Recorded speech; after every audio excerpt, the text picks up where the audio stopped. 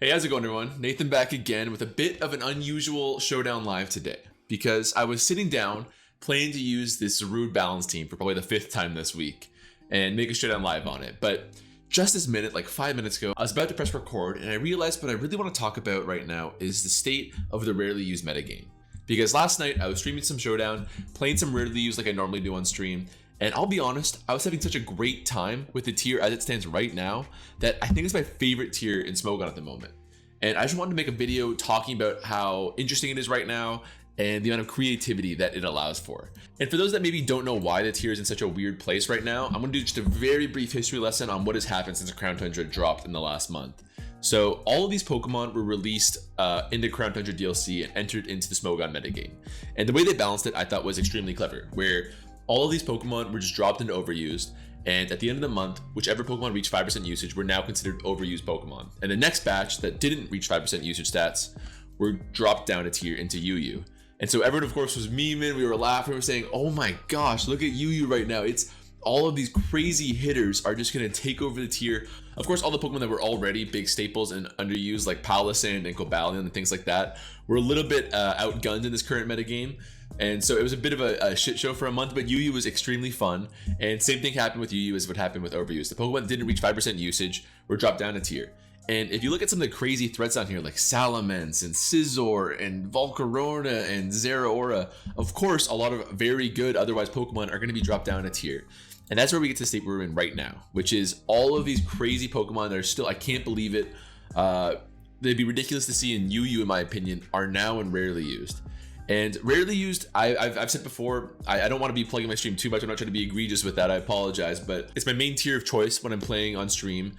And I've always thought it was really fun because you see these Pokemon that don't get the spotlight as much, but still have a lot of interesting versatility and interesting offense going for them. Things like untraditional Sun teams or Inteleon or Choice Specs Espeon is one of my absolute favorites. These are some Pokemon that I always enjoyed in RU, but now they are mingling with crazy threats like Terrakion and Gengar and things like that. So I just want to talk about the state of the metagame right now because I think it's extremely interesting.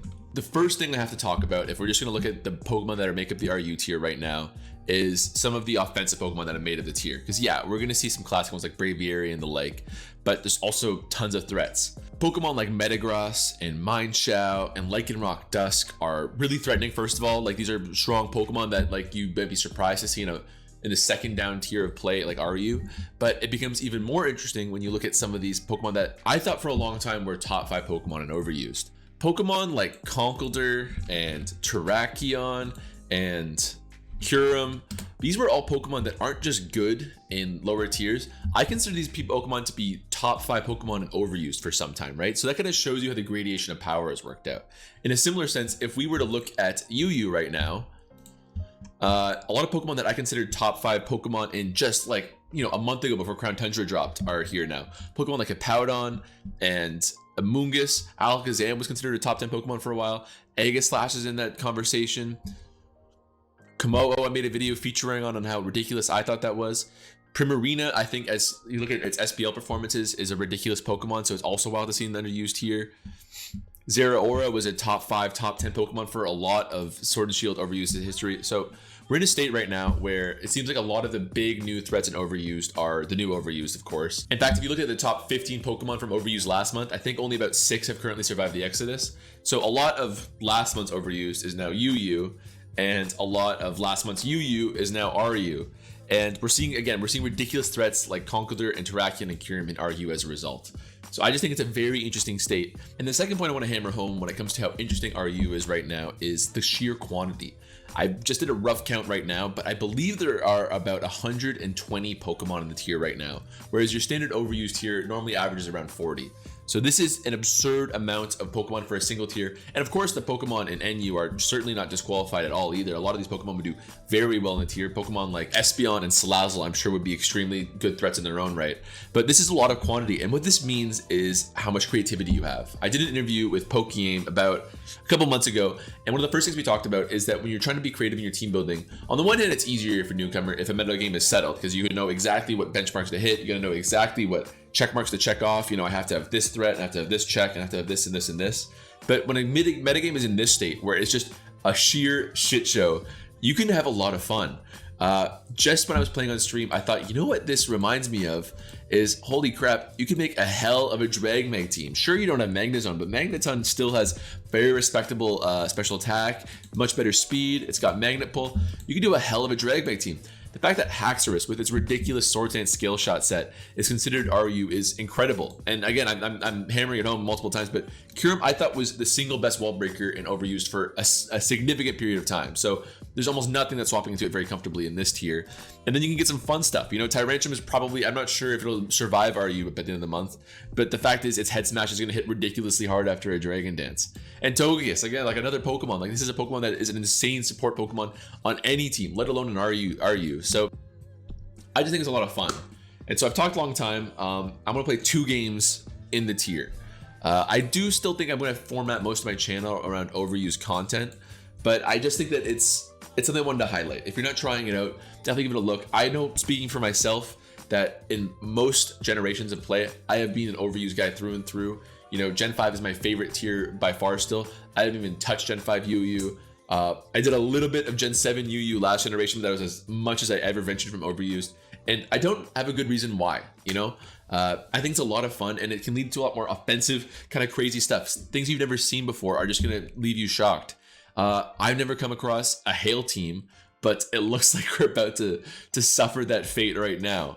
So this team is very offensive. This is actually, if we look at pre-DLC 1, these were also my favorite Pokemon, right? Seismitoad was bigger for Dracovish back then, of course, but Kyurem and Obstagoon were some of my favorite breakers. Sylveon is a good wall in any respect. Rotom-Mow I normally liked to break Toxapex, but its Nasty Plot set is still viable in this generation, and Durant is absurd, and we're going to miss some hustle, so it should be a good time for that, if nothing else. In fact, I think I'm going to lead Durant because I don't see a good counter to it right off the rip, with the possible exception of one of these 2 dragons. If they went Noivern, I'd be afraid of a Fire Blast.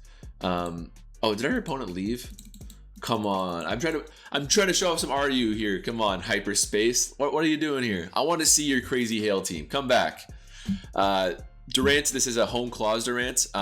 It doesn't have any speed boosting moves like a lot of offensive sweepers would use, but with a base 109 speed tier, that's pretty ridiculous, right? The only thing we're going to fear on this team is Noivern, and if we can beat Noivern, we can, after 1 Home Claws, threaten huge damage on everything else. And being an ice team, Iron Hit alone would be some devastating damage. Kyurem, I just talked about how great of a wall breaker it is, but I don't think it'll be doing too much versus this team. And I think our opponent might DC here. Okay, so I will take the first dub on the RU. Maybe I can just establish myself as a true RU savant, at least, if nothing else. Yeah, I'm gonna guess that's a disconnect there. Well, so okay, we'll get the next one. I do want to get 2 quick games in. If you're, I don't think overuse is a very defensive like it maybe was before, but if you do have frustrations with overuse, that's always my first suggestion, is like other tiers of play are fun as hell. Give it a shot. Obstagoon, I'm very afraid of its Belly Drum Extreme Speed set, so we'll have to be careful for that and not let it set up for free. Rotom Wash as a lead is good versus everything except for Gengar. I wonder if I could leave even 1 Sludge Wave would be the question, because a Thunder Wave on Gengar would be a fantastic trade. Of course, versus everything else will be in a good spot. Although Durant as a lead is looking good too, right? Because Gengar can't OHKO us, I don't think, maybe if it specs, and we can threaten out a lot of these other guys. That's pretty tempting. Let's give it a shot. So we can also stop the Ninetales Alola that I'd be afraid of otherwise. Okay, so we're up at a good matchup here. This was one of the reasons I wanted to lead Durant. Ninetales Alola would have been great too, but I don't see very comfortable Iron Head swap in. They can't OHKO us, but we can, assuming this lands. They are going to be revealed themselves to be Sash. Okay, so I'm going to Iron Head this time. We should still be safe. They might swap to Starmie, so maybe Crunch is the play, because if they swap to Ninetales Alola on a Crunch, I would just have to have my hats off to them. Oh, they're going to Endeavor. Okay, that's huge. And that's going to just be a trade. So that worked out pretty nicely for them. And that's unfortunate because Durant was going to be great. I should have known about that. But hey, every time I play RU, I learn something new. I realize I sound like a bad spokesperson here, but it is very fun. Oh, I didn't even shout out for this team. This is from a ladder tour game from Skos Res. And this was a very cool team. As soon as I saw Obstagoon Kyurem, I knew I had to do it. As far as matchups from now, Kyurem would be good on everything that isn't Ninetales Alola, and that's a decently likely possibility if I'm being honest. So I might, Ninetales Alola is bad in general, right? Because Freeze Dry would really do a number on our Seismitoad. Obstagoon would be fine if we got our Flame Orb up first, but we don't have that up. Sylveon would be good on everything but Gengar. So I'm gonna do Sylveon.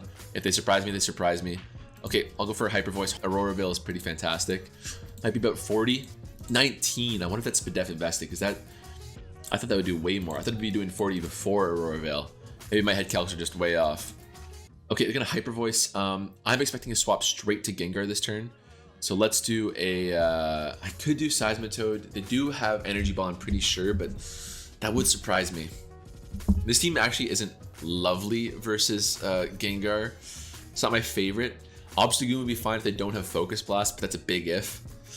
I would think I'm gonna make the switch to Obstagoon and just hope they don't have Focus Blast, because I think a Gengar swap is very likely. Never mind. Okay, and they freeze us. Ooh, that's not great. Moonblast is probably coming in this turn now, so I'm gonna go to Sylveon again. Maybe I can pass a wish and hope to get this thing up so it's in a position to unfreeze, but I don't know.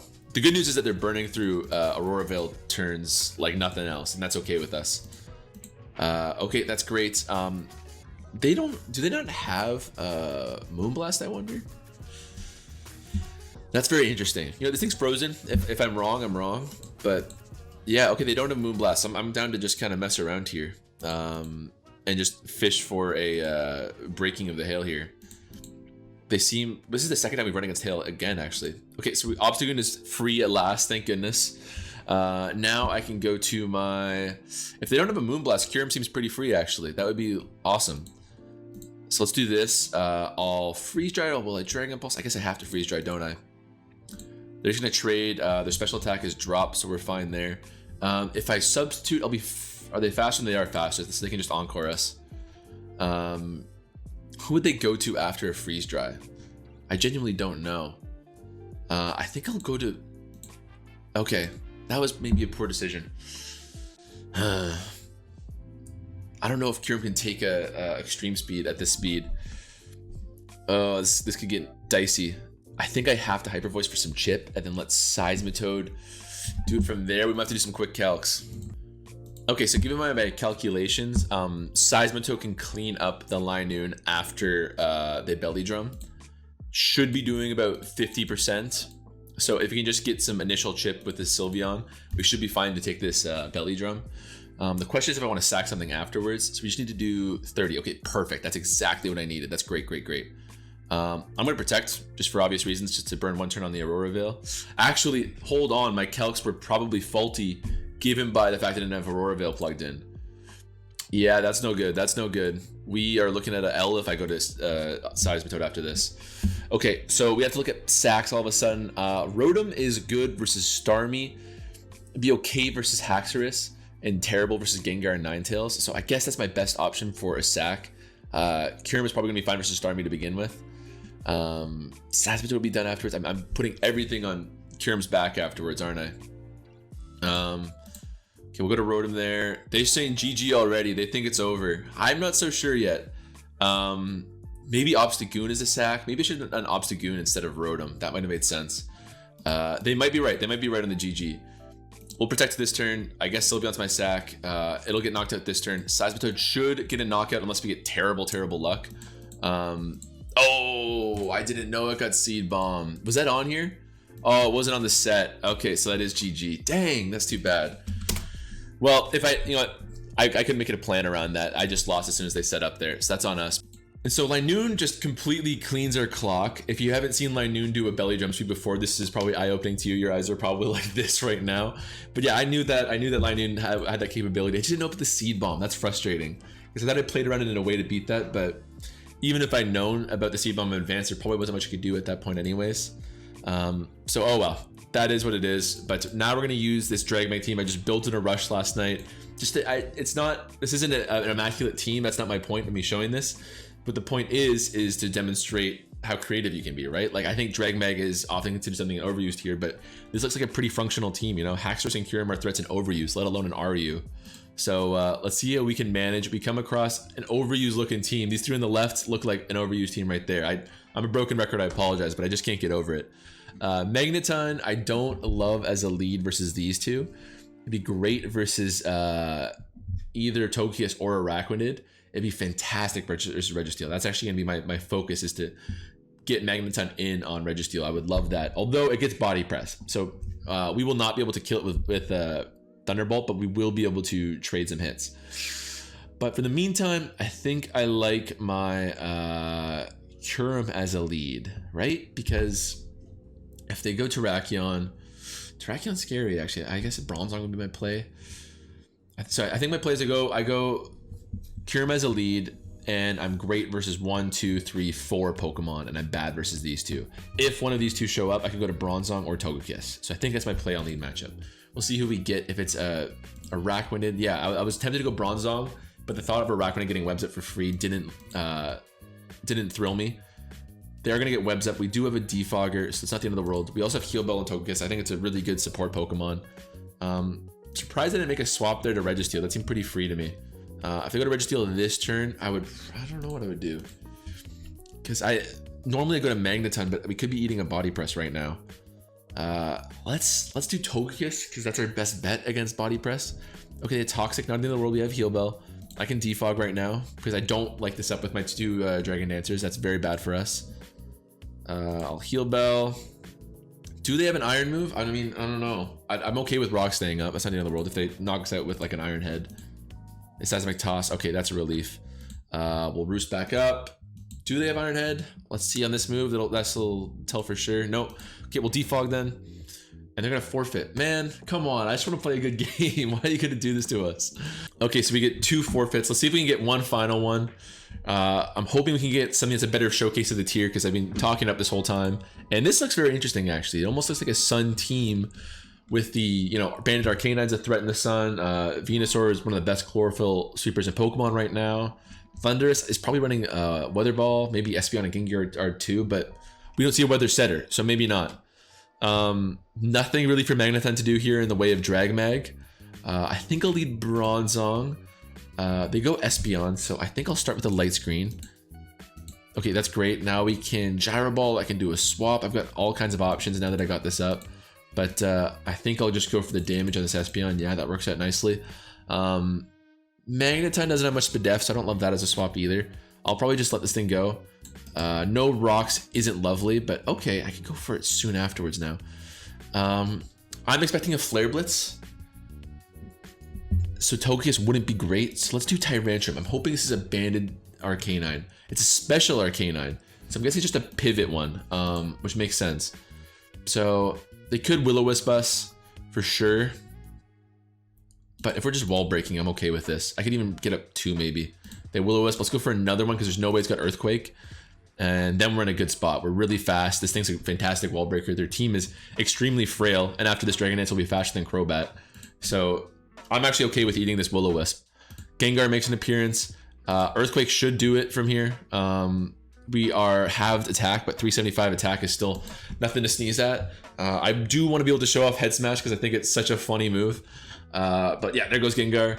Hopefully our opponent doesn't forfeit like our last couple of opponents there. Come on, fight it out, fight it out. Lose to the Tyrantrum. Okay, and now we can Head Smash for sure. Yeah, it's the strongest option we got here. They're gonna go to Arcanine, go for the Intimidate. This might just knock it out though. Yeah, even with the Intimidate and the Burn, we knock it out. That's awesome. I honestly, this Head Smash might KO a lot of these remaining Pokemon. They're probably going to Venusaur at this rate. But now things are looking fantastic for all of our Pokemon. Kyurem is very fast and doesn't really fear much from Crobat, so it'll be fine here too. Let's go for I don't want the miss actually. I'm just gonna go for the safer Outrage. What are they gonna hit us with? Giga Drain? Yeah, that's gonna do it just fine. Don't see a comfortable swap in for Kyurem here, so we'll just go for the straight Ice Beam. And I think it might even clean up. I don't know what we're gonna see from our opponent yet, but it might just clean up. So this is RU, a little bit of a showcase. I hope you guys are willing to give it a shot. It will be different at December 11th. I believe that's the date when the admins of the tier have been saying they're planning to start bans and stuff and start to get into quick bans. But I hope you'll give it a shot. Psychic is not going to do it. That might be specs from that damage. I know I will, and I'm trying not to plug it too much, but it is my main featured thing on stream. So if you want to see me use it on stream, feel free to join me at twitch.tv/NathanLikesChicken1. We're having a fun time there, streaming Mondays, Wednesdays, Fridays from 8 to 12. So be sure to check that out. Yeah, that's gonna do it for this live. We're probably gonna go back to overuse in the future, though. I do like to use a bit of duality between my content, so expect more overuse in the future. But as it is, hope you enjoyed. Take it easy.